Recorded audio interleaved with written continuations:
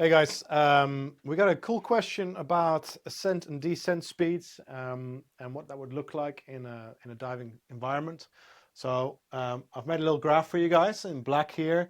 You got a completely linear descent speed at 10 meters per minute. So within the 4-minute mark, you would be able to get to 40 meters. That's pretty straightforward.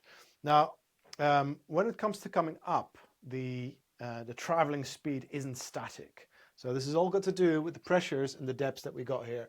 So if we look at our depth versus pressure table here, we can see that the pressure increases as we go deeper. Again, that's pretty straightforward.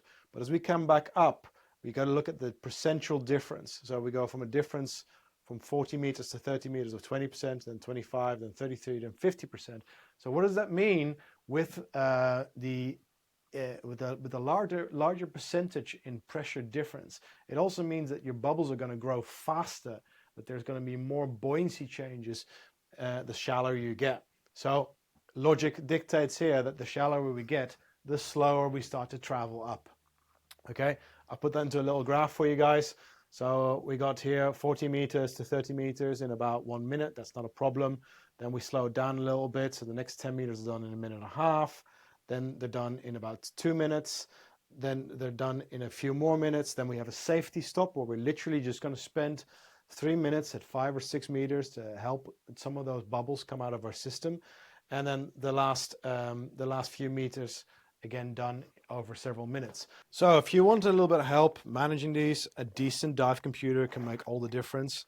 I recommend the Shearwater Peregrine as an entry-level sport diving computer, or the Petrel and the Perdix as perhaps more technical computers. This is the standard Peregrine edition.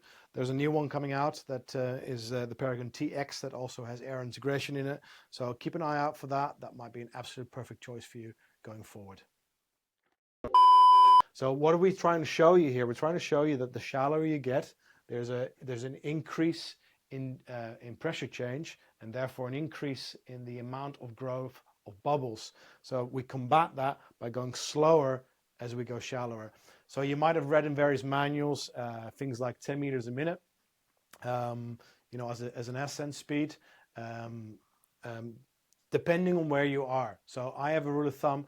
When I go from a deep dive to about half the depth, I have a good 10 meters a minute, sometimes maybe a little bit faster, especially if it's a big deco dive and I don't want to have lots of extra deco. Then as I start hitting my 21-meter stops, I slow it down to about 6 meters a minute. And then again, as I get shallower, I slow it down to 3 meters a minute. And one of the things I also do on top of that, from 6 to the surface, I'll take about 5-6 minutes to traverse that. Yeah, that really helps you get rid of any bubbles in your system and just be really safe. So just coming back here again, bear that in mind in the differences in pressure changes, and that will directly affect how fast the bubbles will grow between those depth changes. So I hope that answers the question. Thank you very much. Any more questions, please just feel free to ask, and we'll do our best to deliver a cool little video for you. Cheers, bye. Hey, if you like this video, click up here to subscribe. Click up there to see more how-to videos.